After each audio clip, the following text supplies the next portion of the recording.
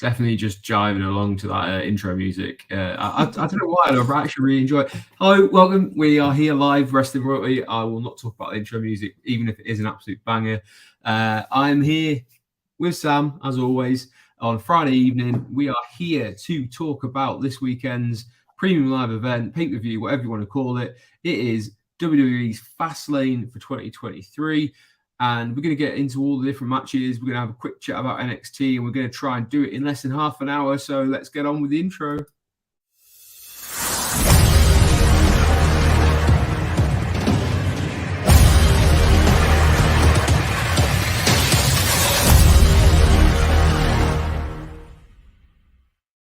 As I said, we are here live every Friday, pretty much every Friday anyway, talking all the big moving and shaking elements of the wrestling industry and the wrestling scene. Last week, we were having a bit of a chat about Jade Cargill, so go back and watch. If you haven't watched that one, you can go back and watch that. We also did have Anthony from Gimme Hull Yeah on, as well as Sam, who you can see on Gimme Hull Yeah in about an hour and a half cover SmackDown. It was mentioned on that one that Adam Copeland would be appearing on Wrestle Dream, which did happen, and you can go watch that live, or that back, I guess, when Anthony was watching that live last weekend. But yeah, lots of good stuff going on in the wrestling industry, and of course, speaking of good stuff in the wrestling industry, Sam, how are you doing? I'm all right. I've had Limp Bizkit in my head all week, like Living Life in the Fast Lane. I'm like, why the hell have I got that song in my head? And I thought, oh yeah. That's why it's marketing working on me. But yeah, that's a song I've not heard in a long time. But yeah, there we go. Limp Bizkit and WWE, though, are obviously connected, so it could be that. Have they used that song before for Fastlane? They've been doing Fastlane for a while now, haven't they? It's not like an old pay-per-view, but it's relatively. Yeah, I'm not sure. I mean, this is the first Fastlane. It feels like it's been taking part in the latter part of the year. It's normally the one that's sandwiched nicely in between.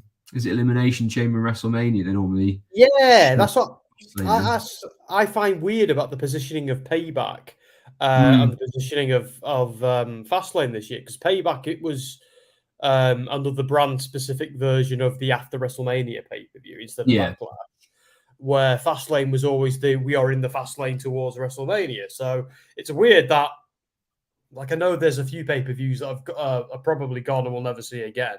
My money being on Hell in a Cell, TLC, and I think the writing might be on the wall for Extreme Rules as well. But so it's interesting that they dug back up a bunch of others, but I'm just surprised it's Fastlane and Payback, and then they've been put where they've been put. So, presumably Fastlane is picked because they're in Indianapolis, and probably for not any other reason. So that's the kind of tenuous link that they were able to bring back Fastlane. But yeah, it was always that really awkward one that was sandwiched in between when everyone was just salivating for WrestleMania to actually get kind of into the swing of things. But yeah, interesting cards. We're going to go through it, and as I said, we're going to try and keep it below half an hour, because I find when we're talking about previews, it's nice to kind of give you a bit of an insight into what we're thinking, what we're hoping for and stuff, but also try and keep it down to a sort of minimal time so you can consume this before you watch the wrestling tomorrow. And let's see how we go. But as always, let us know in the comments, what matches are you looking forward to? If you were watching this live with us, then let us know as we're going along with the cards, your thoughts, who you think is going to win, your predictions, etc. But let me bring up the poster for this year's Fastlane, which features Mr. John Cena, which, let's face it, that is a much better graphic than the one they used a couple of weeks ago on SmackDown. He's the Joe Biden. The Joe Biden Cena. Yeah, Joe Biden, John Cena. Yeah, he's looking more like his usual self again, and a bit of reference to the IndyCar racing in the background as well. But yeah, Fastlane. So as I understand it, and I was going through it today, I was quite shocked. There's only 5 matches on the card, and as you can see in the title, a lot of those are tag team matches. In fact, I think 3 of them are tag team matches. There's a triple threat match, and then there's a one-on-one, which is Seth Rollins versus Nakamura in a last man standing match. But we'll get there. What do you think of this card, just before we actually go into kind of details? Is it kind of like just throw as many people onto the card as possible and get some star power?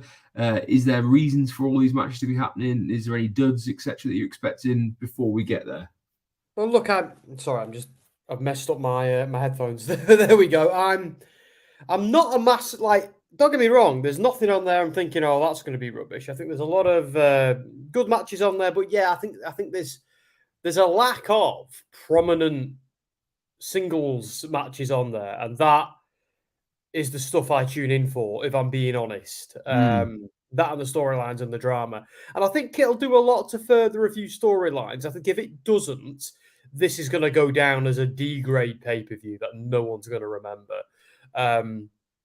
And I mean, I've already forgotten Payback. If I'm being honest, but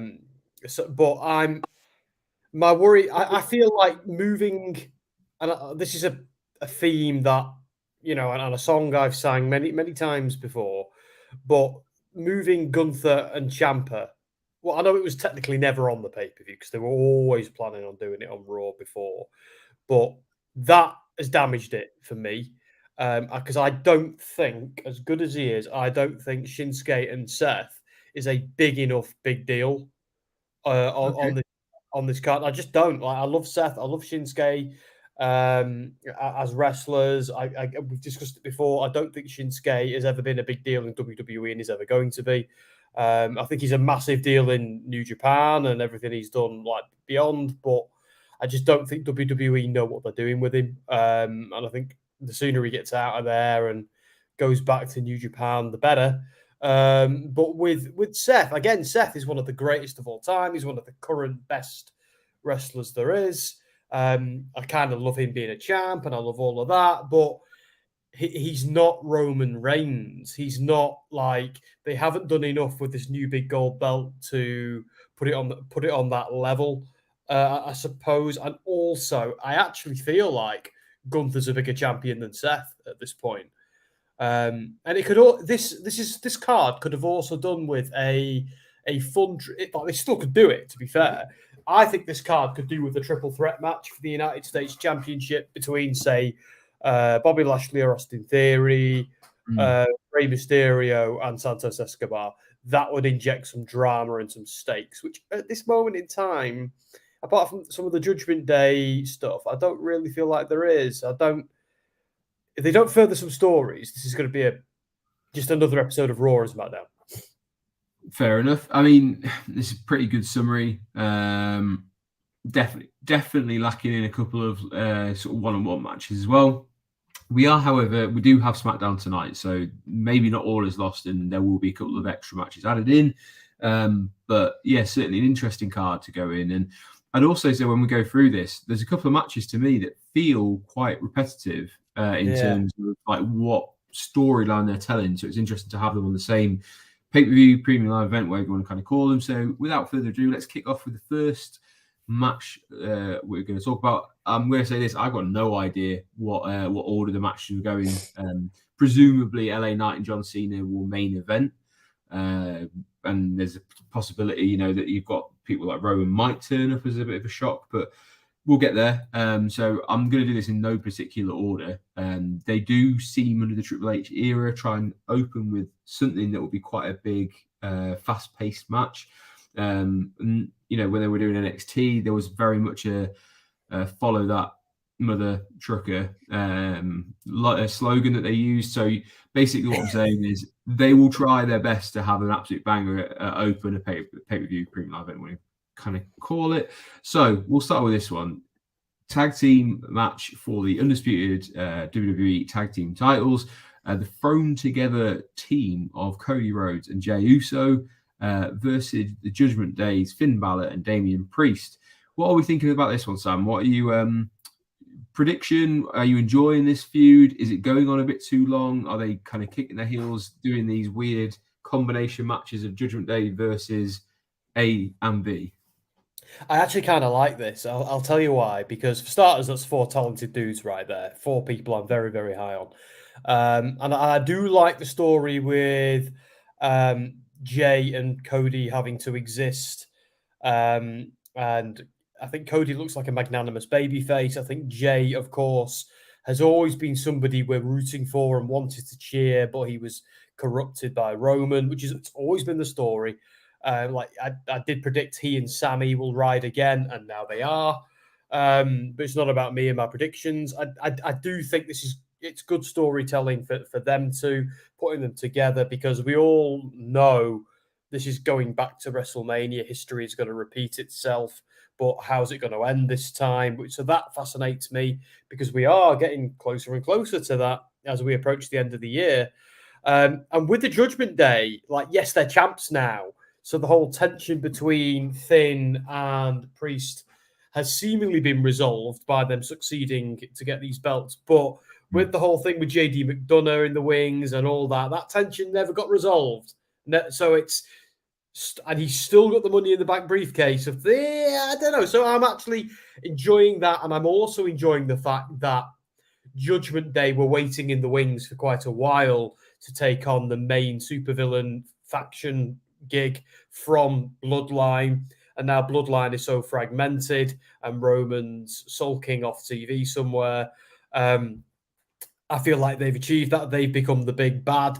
They won't be when Roman comes back, but right now, I'm quite intrigued by this story. I don't think it's going on too long. I do think we need to get some kind of something to build more momentum. Something needs to happen at Fastlane. Something. It can't just be a roll-up victory or anything, something like that. It's something big is going to happen to further this.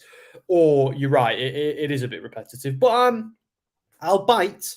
I'm into it. So I'll ask you a question, which I just want a yes or no answer. Are we going to see new tag team champions tomorrow? I don't think so.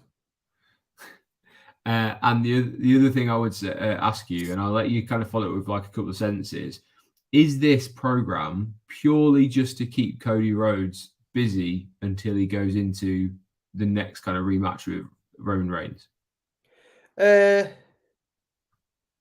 Well, I don't know. I think it's relevant because for starters, he's feuding with like the two of the big bads, which makes sense because he's one of the top baby faces.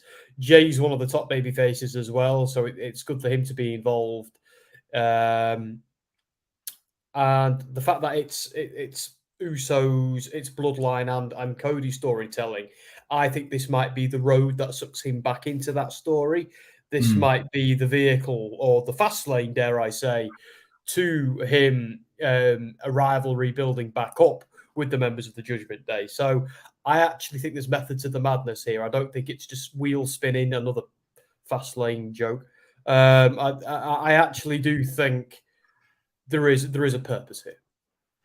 Cool. Well, let us know in the comments. Do you think we're going to see new tag champions? Can Cody and Jay Uso coexist? Are we going to see some sort of mishap and one of them will accidentally kick the other or whatever? It seems to be the kind of theme in these kind of thrown together tag teams, and can they coexist is always the main question, which I'm sure we will ask again when we get to what I think will be the main event. I tend to agree with this. I don't think we're going to see new tag team champions, but I do think it will further this storyline for sure. Another tag team match, as I said, there are a few of them on the Fastlane's card. This one's an interesting one that seems to be bubbling over on SmackDown. So we've got the LWO.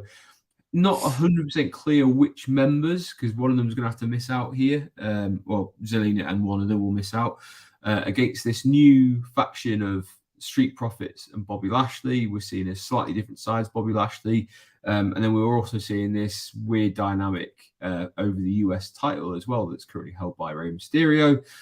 Santos Escobar has obviously they had a match which was kind of respectful, but it was interrupted before any kind of conflict could happen after the fact. So, again, a couple of questions on this one for you. What are we reckoning to Street Profits and Bobby Lashley as a team? I would have preferred that they hadn't released Shelton Benjamin and they would have reformed the Hurt Business and added Omos to it, keeping MVP as the mouthpiece. Cedric and Shelton being the utility guys, Lashley being the ass kicker, and Omos being the monster. That is what I would have wanted, but they've gone another way. That's fine. I think it works. Street Profits being heels makes sense because they were getting a bit boring as baby faces. So yeah, I like the idea that they're trying to please him because he's a former world champion and all of that. So yeah, again, I'll bite. The other side, though, I feel like I'm just waiting for somebody to bloody turn heel at this point. Yeah. That is where I am. Or at what point does Ray and Dom start building to Mania again? If that's where they're going, but I feel like same as the other one. This I've got a little bit less patience for because I don't have a huge amount of patience for this Rey Mysterio's title reign. Love Rey Mysterio, adore him. I don't think he needs to be holding that. I do think someone like it would mean a lot more to someone like Santos or if Lashley was to get it back. I think that might elevate it as well. I think Lashley is the type of guy who does need a title to keep him relevant, to keep him looking strong. Let's not forget he's a guy who's taken Brock to the limit, Roman to the limit. I don't want WWE to forget about Lashley and just stick him in a stable. Let's make Lashley a threat again. Yeah, because he's almost the manager as well of it, or that's how it's coming across, is that he's the sort of manager rather than actively getting involved. So I don't know if he's been carrying an injury or if it's by purpose or designed to have him not wrestle too much. But yeah, interesting that he's taken that role. But even more so, it's the Street Profits, as you said, they've been a heel group. It wouldn't be beyond the realms of possibility that Bianca is introduced into this group as a sort of like even the odds with Zelina should she get involved. But the dynamic's a bit weird here. I'm not 100% sure why they've chosen to get these kind of teams involved with each other when they all have their own stories, unless after Street Profits and Bobby Lashley win, there is some sort of turn that happens after the fact, which will obviously give you a talking point. Can you see that sort of thing happening? Yeah, I feel like they've been teasing a Santos Escobar heel turn for a while now, and he's very, very good at being a heel, as we know from NXT.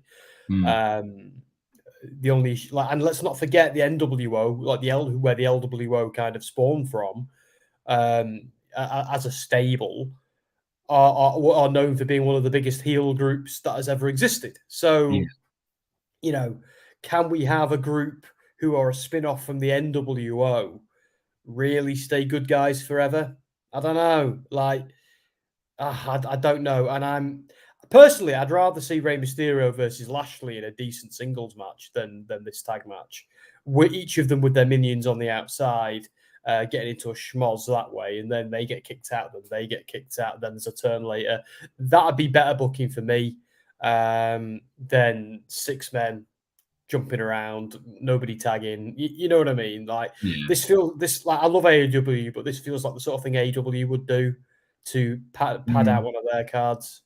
It definitely doesn't feel like a PLE match. Like it's very strange to put this on unless something dramatic is going to happen. So I would tell people to keep your eyes peeled just for after the match is finished. But I would love to see Rey Mysterio actually be the heel if there is a turn, because I think that would be a really interesting dynamic of Rey Mysterio leading the LWO and kind of casting out Santos would be a bit of a cool twist, because I think most people would consider Rey as the perpetual babyface, and that's the way it'll always be. So if they want to do something a little bit more shocking, then they go the other way. But who do you think's winning in this one?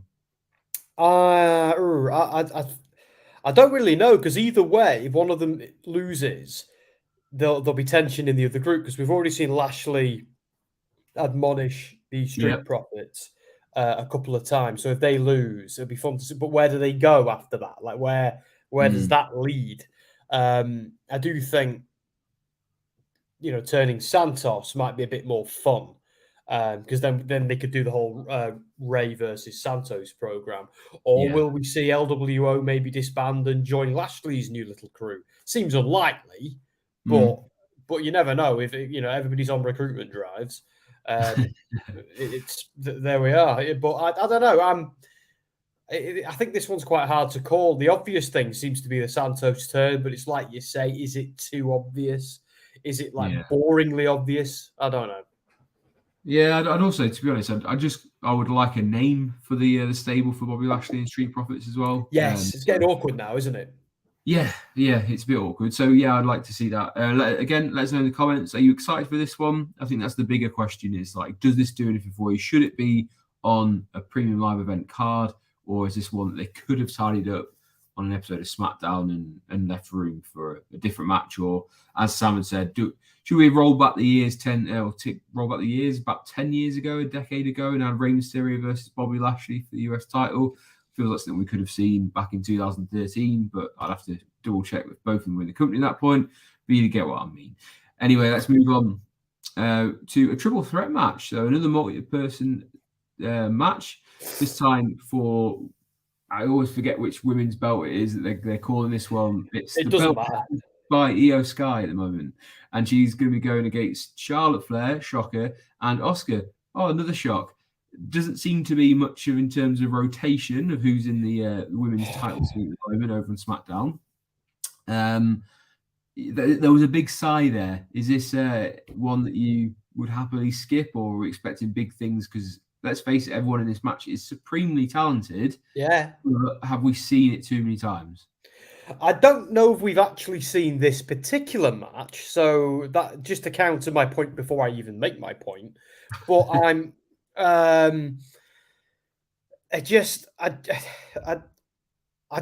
look, I love Charlotte Flair. I think she is very talented. She's born to do this. She is genetically made for this. It's not just a gimmick. It's not just because she's Ric Flair's daughter. Charlotte is very talented. This is literally in her blood. I just want people to know that I'm not one of these arsehole Charlotte haters. Sorry. And if somebody, and just hating Charlotte because she's given opportunities, shut up. But in this particular case, the money match here is Asuka versus Io for the title, of the storylines going on around them. They've just completely forgotten about the Shotzi story. They've completely forgotten about the tension between Io and Bayley. They've made Asuka a babyface again. I think, I don't know. They've put Asuka in Charlotte in the match. I don't know why. This is overbooked. What are they doing? Are they letting Tony Khan book it? Like what is happening? They should strip this back. Go back to what you were doing a couple of months ago, where Io got the belt. There was tension between her and Bayley. And if you're going to do Asuka versus Charlotte again, yeah, great, okay, we've seen it, but this match really should be Io versus Asuka. I don't get why Charlotte is in it. I just don't.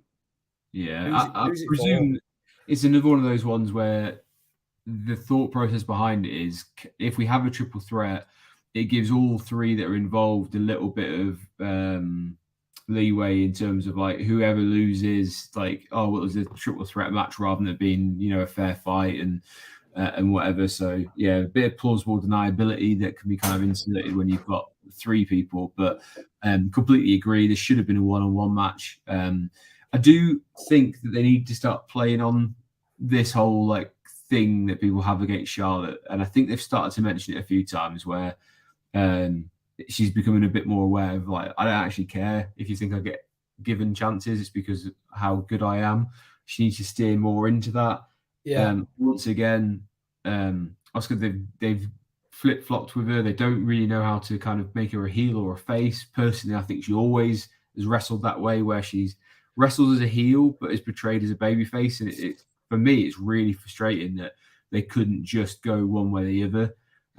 But in this match, from my point of view, you really have to build up Io as a legitimate champion, and she needs to win, or at the very least build a character to like a sneaky win, or however you want her to come across.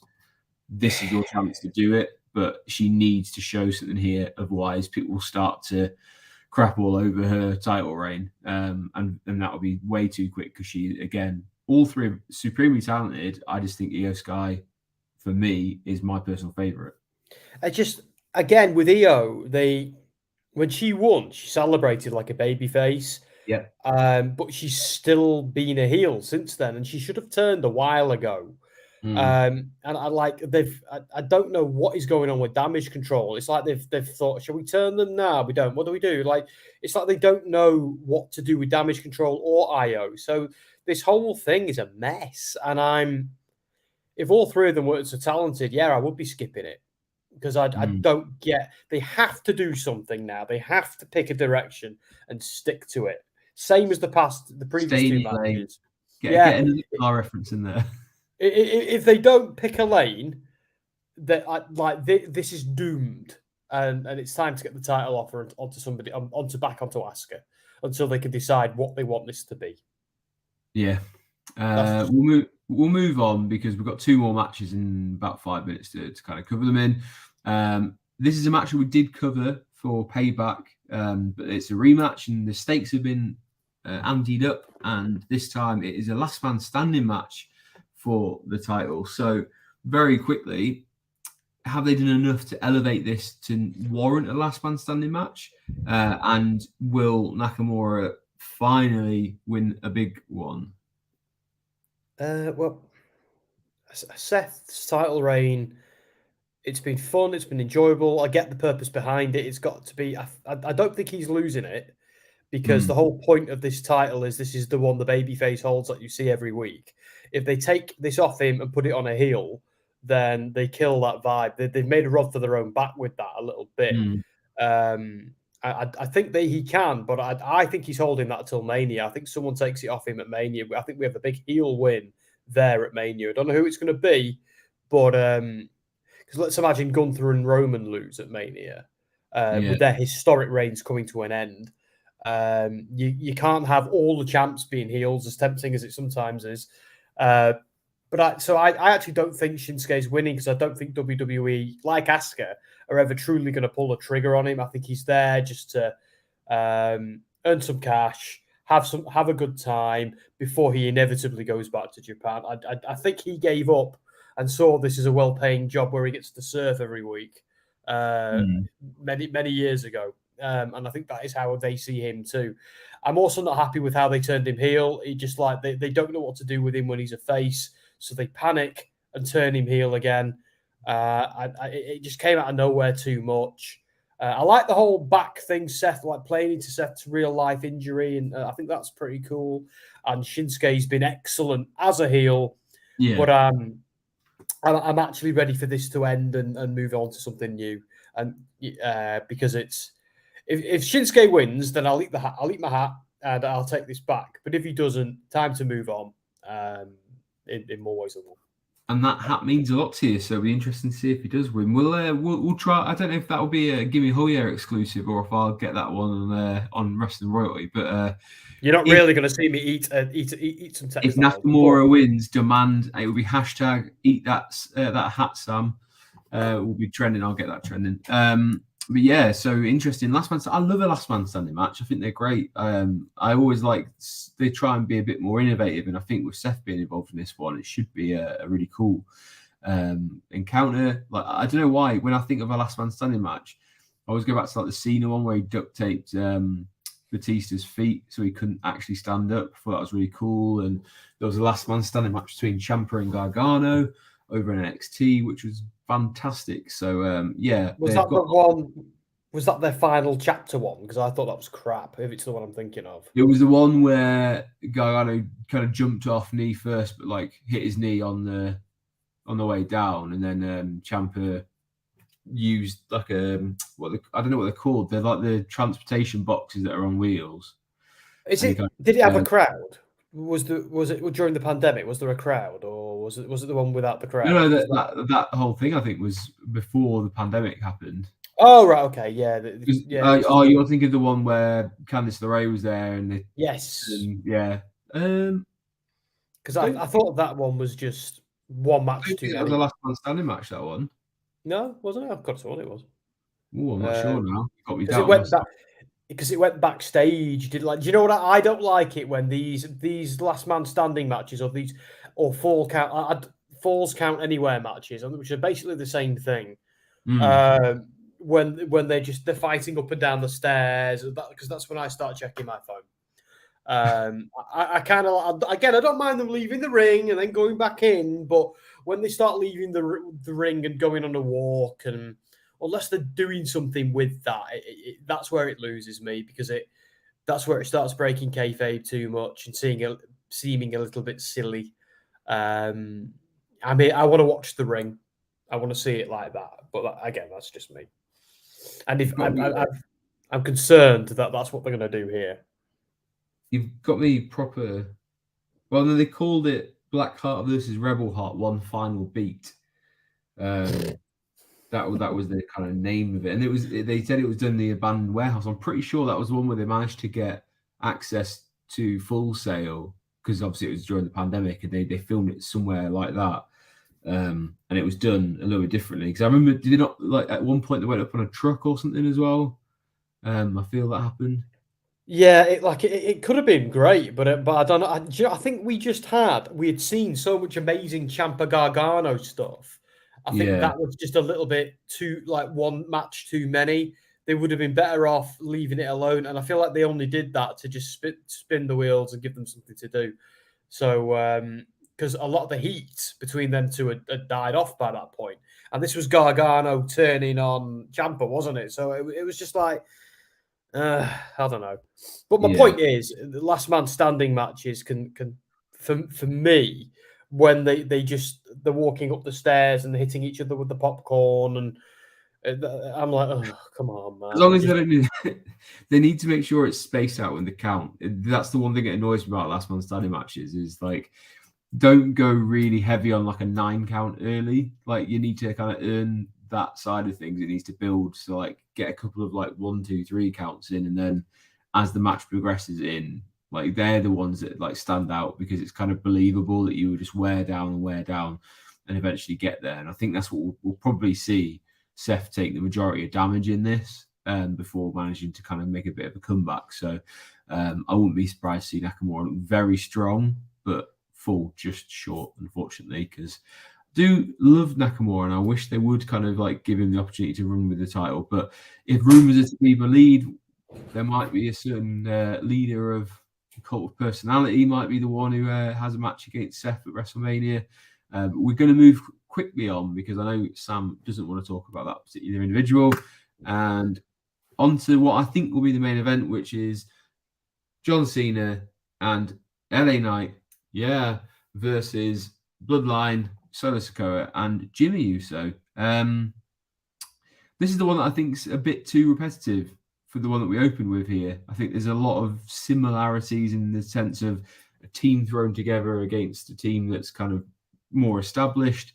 Do you see this being much different? And why should we be excited about this one?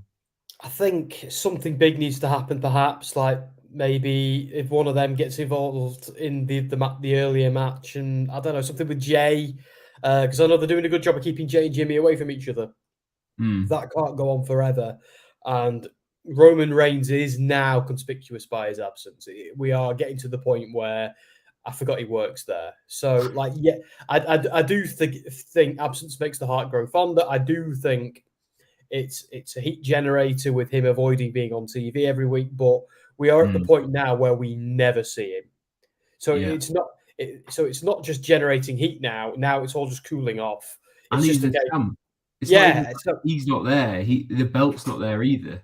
yeah. It's like I'm definitely, like, same with Brock Lesnar. Like, I'm down with it when they're the champions and they're not on TV every week. I think it makes them have a bit more gravitas. And when they're not at every pay-per-view, that's fine as well, especially a C pay-per-view like that. But when you're not at multiple pay-per-views in a row and you've not been seen for months, something's not working now. So hurry up to Mania. Let's get it off him. If he really wants to take a break, Roman. But it's getting hard to defend at this point. But about the match, LA Knight is getting where he belongs at the top of the card. I imagine Cena's going to be skipping back to Hollywood fairly soon now that the writer's strike is resolved. Is that confirmed now? Is it? Well, I don't know. I presume it. I read it was. I could be wrong. I haven't paid a huge amount of attention, if I'm being honest. I just heard it was sorted. I don't know. I don't think it's sorted yet. I think it's still. Oh, right. Fair enough. Well, if that's the case, looks like he's sticking around. But I think the thing I keep coming back to with this pay-per-view is, let's see some storyline progression. I think without that now, this just seems like a Raw SmackDown special. That's what this seems like, because there's nothing really big happening. Do you remember a few months ago when we were getting like that stuff with Sami Zayn and the Bloodline, where he hit Roman with the chair, and like the story progression in every pay-per-view was like, oh my god. I feel like that's just died off. Where is that? Where are these moments? Now I get you can't do it all the time, but give me a reason to tune in now, WWE. Give me a reason to care, is what I'm saying. I understand. I think some of it is the sort of the merger that's happened, and we now have TKO, is that they want some star power at the moment, and they're trying to build that. And by having people like Cody Rhodes and John Cena on the same card, that's a big deal for them. And maybe some of the storylines are being, or the quality of the storylines is being somewhat sacrificed as the cards are starting to fall where they're supposed to be in back of house. But certainly here, one of the big things that's annoying about this is, I mean, and I'd love to hear your opinion on it, Jimmy, like, it's so convoluted and so confusing as to why he's gone back and forward. And with Roman not being there, it makes even less sense. I'm having to do some mental gymnastics to sort in my head. So I'm telling myself, and I do think he's done a good job of communicating this, and so has Heyman and so has Sikoa, which is he was the one who led the revolt. Jay did it as well. Then he worried that Jay would turn into Roman, super kicked him, prevented him from winning the title. Jay abandoned him. He found himself on his own. Yeah. So not knowing what else to do, he's gone back to the Bloodline. He knows he doesn't belong. He's trying too hard. They don't want him. He doesn't really want them. And the only way this works for me, is if Roman comes back and just verbally eviscerates him and laughs at him in front of the entire audience, like, you were never the Uso we wanted. You were only ever a tag along. Like, the only reason you were here, Jimmy, is so I could get your twin brother. Like, you were never the guy. Like, yeah, you held the belts. That was great. But but you really think you're back in the Bloodline? Mate, you've never been back in the Bloodline since you left. You're nothing to us. And then Solo, bang, Samoan Spike. That's what I want to see now for Jimmy. That is what I want to see. Him to go crawling back to his brother, then to have a brief feud, or maybe, and it go that way. I don't know, because a lot of people are saying it's Jay versus Jimmy at Mania.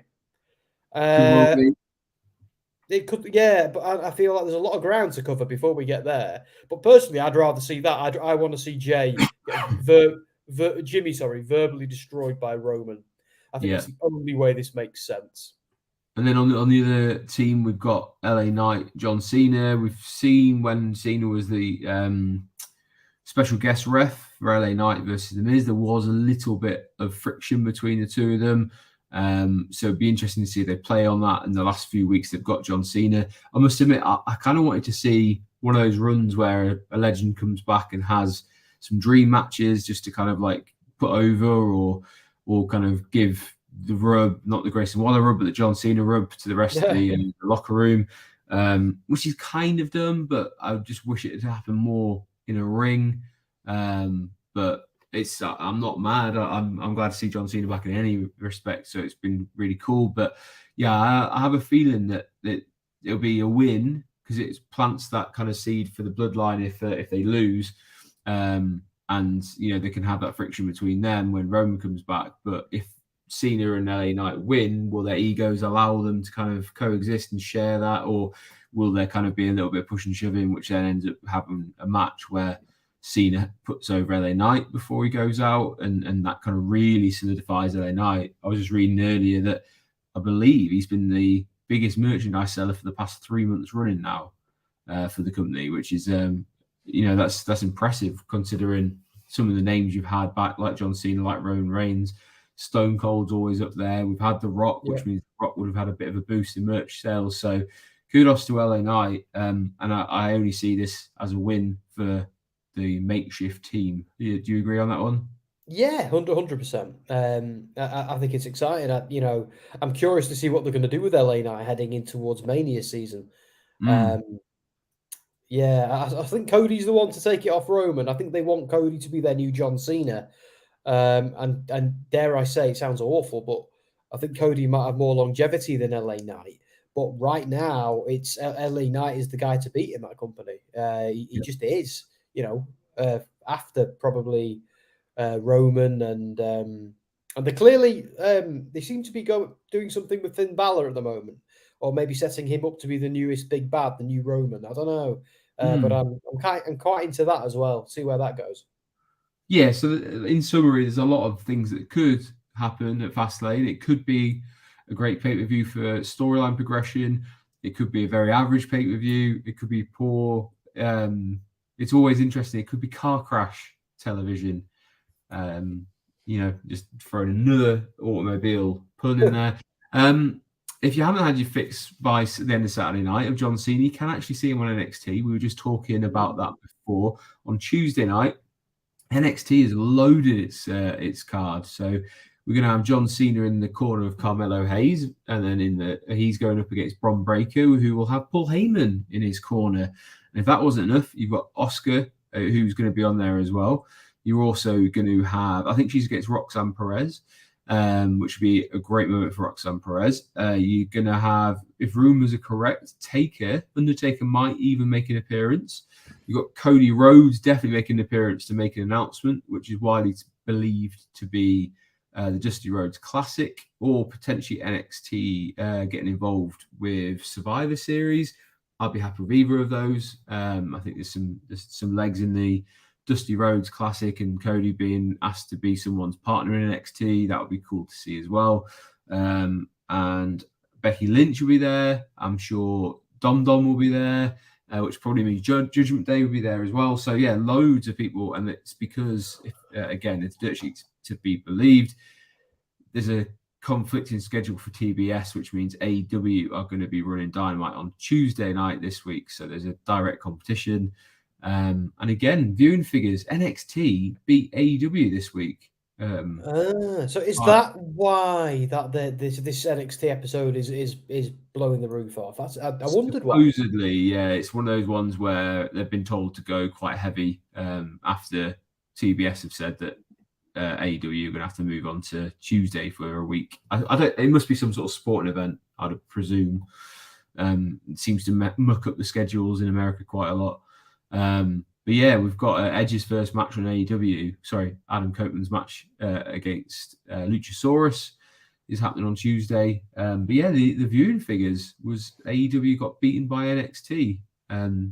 Warner Brothers have put out a statement saying that there was some weird shenanigans with listings and have apologized to AEW for that. But it left them about 75,000, I think it was, or something along those lines behind NXT. And NXT wasn't announced to have any like major matches other than Dominic Mysterio's rematch. So interesting to see if there's a Dominic Mysterio effect happening on NXT at the moment. Dominic.